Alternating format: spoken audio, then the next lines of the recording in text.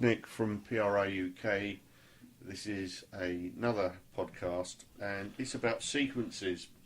I think it's sort of the general idea is about what happens in the order of things when people start suffering some sort of poltergeist activity or sort of haunting activity. Andy again is here. He's the expert when it comes to things like this. So anyway, without further ado, I'll hand you over to Andy, and the question, I suppose, is what are sequences, or tell us about sequences. Right, hi Nick. Well, basically, I would like to point out there is absolutely no expert in paranormal field whatsoever. What I'm going to present today is just my personal observations, particularly around watching these so-called TV shows that retell the story of a haunting that people report. So over the years, I've watched these. I've read some stories and books, and I've just highlighted what seems to be a typical sequence of events when a haunting first occurs, as it gets stronger, and then as it finishes. So I think the best way to do this, I've got 25 points here in the sequence. Yeah. Okay. So bear with me. Can I go to sleep now? No.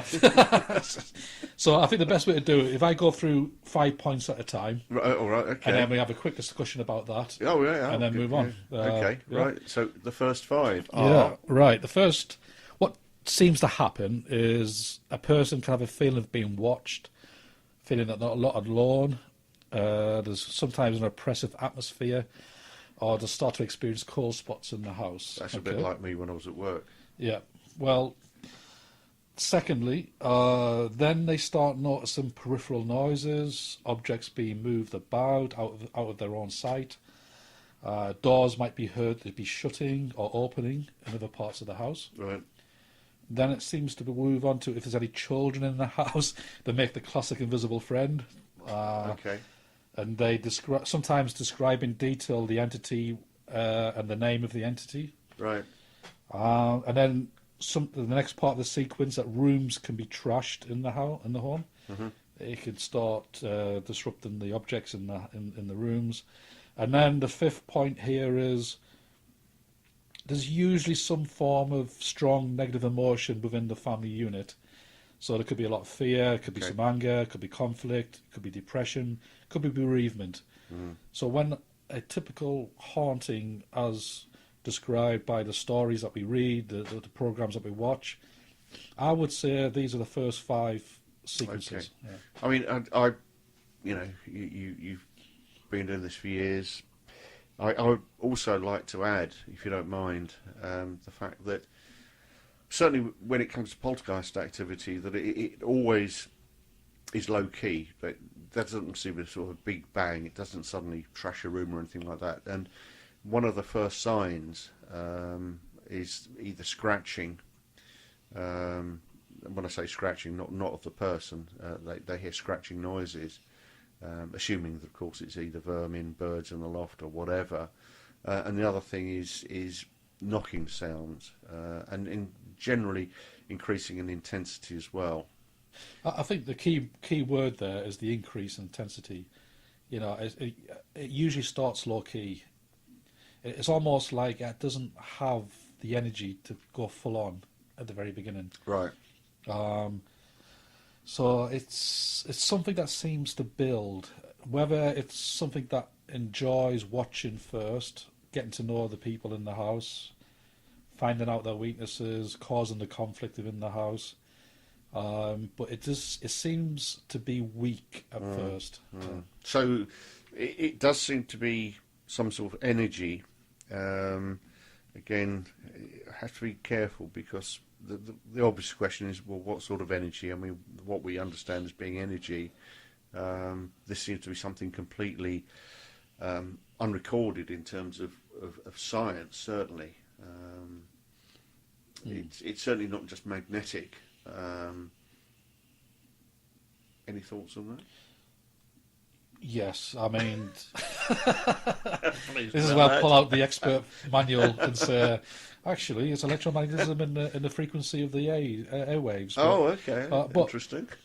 Well, the thing is, it's like what I've noticed, listed here, right? It's the next 5. Right. Okay. So what happens next is an increase in the amount of objects being moved, Mm-hmm. and what can happen rather than the objects being moved out of the sight of the people. Sometimes the objects start to be moved in front of in their view. So it's getting bolder. Whatever it is, it's getting bolder. Yeah. Then there seems to be a connection between perhaps the name and the death at a property. So the young boy or girl who said, "Oh, my invisible friend's called blah blah blah." Sometimes in these retelling of the stories, there's a way of connecting the invisible friend to the property, basically. Then there's this thing about prayer and blessing the house and trying to make peace in the house. So at this point, the family are thinking something's going on here. It's not just us hallucinating. There's something going on. And sometimes when that happens, to bless the house, there's a temporary stop in the disturbances. It seems to calm down for a little bit. And then the 10th point here is what tends to happen is that whatever his energy is, or if it's an entity, seems to come back stronger and more angry. Yeah. So that's the next 5 steps I've picked up. Yeah. I mean, again, just going back to the sort of build-up and this idea that there is some sort of energy or some sort of force at play. The idea that people are being showered, not necessarily showered, but there may be objects thrown. One that seems to be a common theme is that whatever it is that's thrown, and it might be a stone or stones, is they appear to be warmer than the surrounding temperature. So that would indicate some sort of force being applied to it, or energy force being applied to it. The other thing, and it's just completely gone from my mind, so I'll have to quickly recount and think what I was thinking about. But yes, it's the fact that in most cases where objects are directed at people, or either intentionally or accidentally, that they're not actually hurt. This seems to be a common theme, that the things are moving without, I suppose, I'm trying to think how you'd actually describe it. I suppose that they're being hit but not hurt. It's as if the items are moving slowly towards them, although they don't perceive the item moving slowly. Do you see what I mean? That Absolutely. There's a sort of time and space element to this. Absolutely. In fact, it's very rare for someone to see an object from its stationary position move. Yes. It's usually seen midair. It's usually seen midair. Yeah. And it's a near miss. It just goes above your head. Yeah. It can be thrown in full force, but it just near misses you. Yeah. As if it's accurate enough to not hit you directly where it could do damage, basically. And another interesting thing is where there have been some sort of attempts at capturing recordings of these occurrences, particularly with the video camera, that they don't get picked up, which I suppose for the skeptic means that they never actually occurred, that there's somebody pulling the wool, or items are moving regularly, but when there's a camera involved they don't seem to move, which I suppose opens up, say, all sorts of questions about the validity of the claims, but it just seems to be rather curious that there are a number of these occurrences, but well, it seems to be a universal law that as soon as you put a camera on something, it won't bloody do it. And it's almost like it can't do it. As soon as you are interfering with its natural laws of whatever it is, it seems to enable it to do it. And I have heard of poltergeist cases whereby a person's witnessed an apparition, and because he was watching the apparition, it couldn't move through the wall. It was trying to, and it was and it couldn't. It was getting confused why it couldn't go through the wall. Right. So it decided then to move down a corridor, and then as soon as it moved out of sight, he ran after it, and it was gone then. Yes. But it seemed to be something about him watching it interfered with that, of its ability to go through something. So it's, what is that about? Well, exactly. And I think that the trouble is that from a scientific point of view, you look at it and you apply, I suppose, a hefty dose of scepticism, and say, well, why should that happen? Yeah. Which would indicate also that whatever it is that's causing this has some sort of intelligence. I mean, if it's trying to get through a wall and it can't, and it then moves down along a corridor, that seems to indicate that it's got some sort of free will, and which is quite an interesting point. But okay, well, let's move but on to well the next. documented, and plenty of cases where it's happened. So Yeah, I mean, speaking of apparitions, this is where the next 5 points get more interesting, because after experiencing, these noises, bangs, knocks, seeing objects move around, usually then in these retelling of the events is that a visual apparition will occur for the first time. Okay, or it might be a shadow person, but there's usually some form of visual stimulation that is seen for the first time within the household. And then the entity or whatever it is threatens to either kill or increase in their frequent night visits to the bedroom. Because let's face it, you're at your most vulnerable when you're in bed and you're sleeping or trying to sleep. That's when you're most vulnerable. And it's like a show of power, really. Whatever it is, it's got stronger and it's notched up a bit. Not only can you hear me, but now you can see me.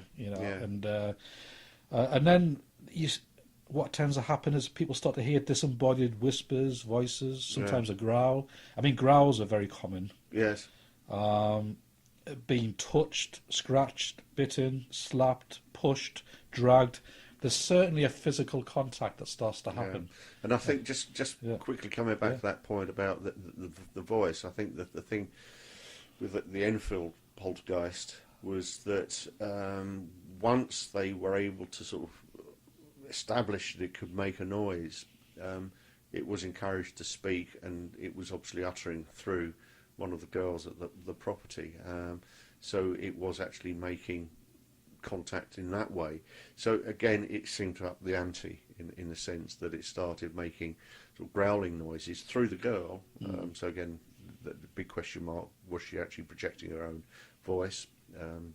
Experts say not, but you can never say never. But obviously then developed a voice. So again, if you go along with that idea that it was actually happening, then there doesn't seem to be an indication that there's a build-up. I mean, if you try and speak in the voice of the young girl in the Enfield case, it's from the back of the throat. It's very guttural. Yes. And you can do it for like maybe, I don't know, a few minutes, but it hurts. It hurts. She was doing that for like hours, and you would have destroyed your voice box basically. I mean, I'll just do a demonstration. Go on, do you really? Okay. Scared. Died in the chair, Nick. There's your voice box. And if you do that for hours and hours and hours, you just got to basically become, Yeah, I think, I mean, it's like shouting.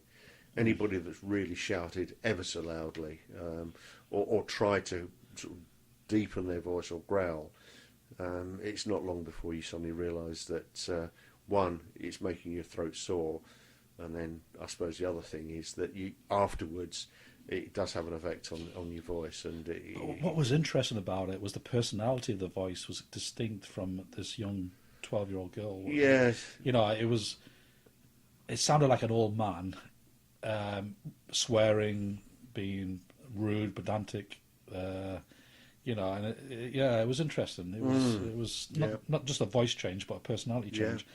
And the last part of the next, so this would be the 15th point, is that that there's usually, because the entity has increased its power and its visibility. Sometimes this just can get captured on a photograph, or you can see unexplained mass in images. And you think, what's that blob, or what's that blurb, or what's that, So, people start to think, okay, there's some kind of visible photograph for it.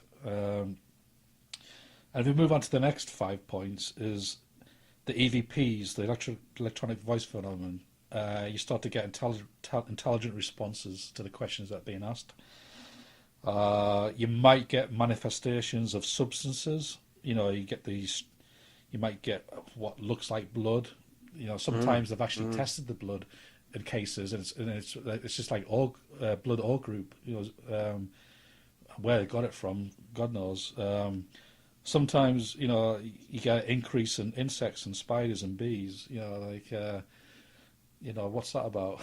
Yeah. Yes. Again, I think it was somebody like Joanna Lumley or something experienced a plague of flies or something, and in a property they were moving from or moving to. But then I have to be careful because, as I say, I'm trying to remember something that was reported several years ago. Well, you know, house cleansing, you know, what happens next is the family get panic. They usually do some form of Christian ritual or the classic Native American smudging. Yeah, it's you know, it's usually one of those two. These are the programs I'm watching. Yeah. Yeah.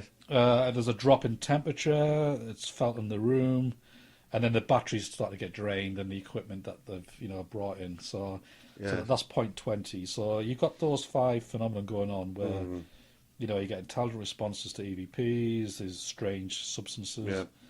Yeah. They do the classic crystal ritual, and then. Yeah.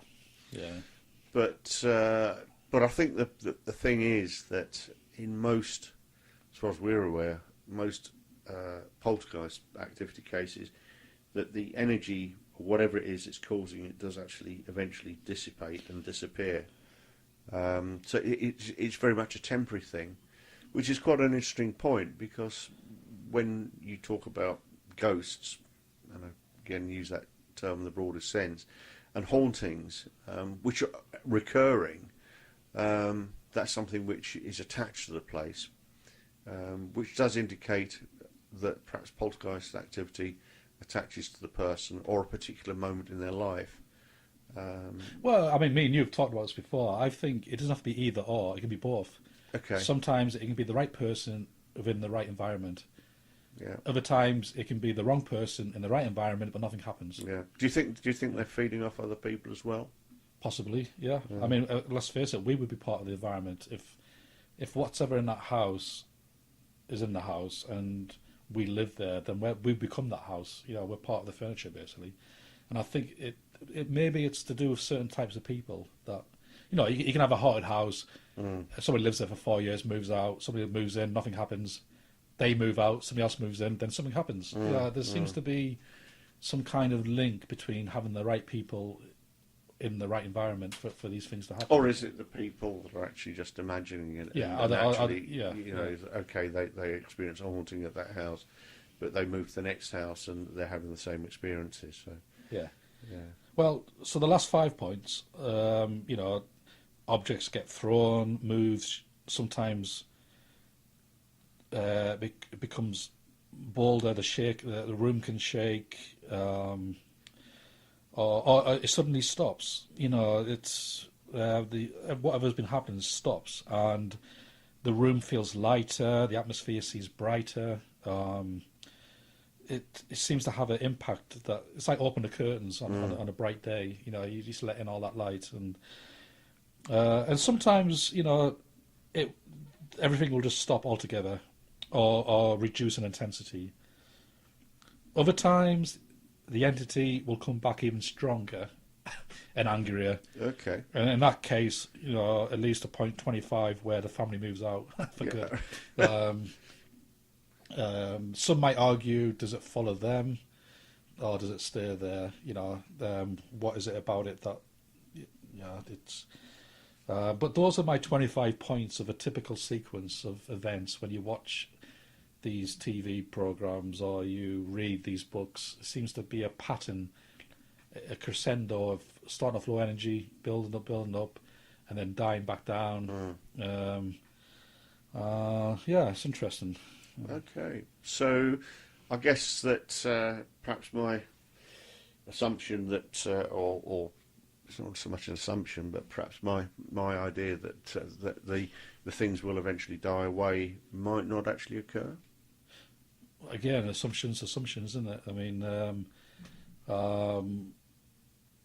you know, just the thing about paranormal activity and research is, you know, it's very rarely longitudinal, whereby you do year on year out and talk to the same people 10 years later and say, have you had any reoccurrence of paranormal activity, you know, now that you live in somewhere else, or in a different relationship. You know, we just don't have that information really. You know, Right. it's we seem to get a snapshot of something, and we have to work with what we've got at that moment in time. Right. Okay. Well, that's very interesting. Have you anything more to say? No, I think I've. You're done. Yeah. You're- I mean, I've got another 25 points here. Right. No, you know, if anyone's still awake, we do appreciate. Staying up, yeah. listening to this. And if you've got insomnia, recommend this podcast to anyone who can't sleep. Put it on a loop. Yeah. Anyway, thanks for listening.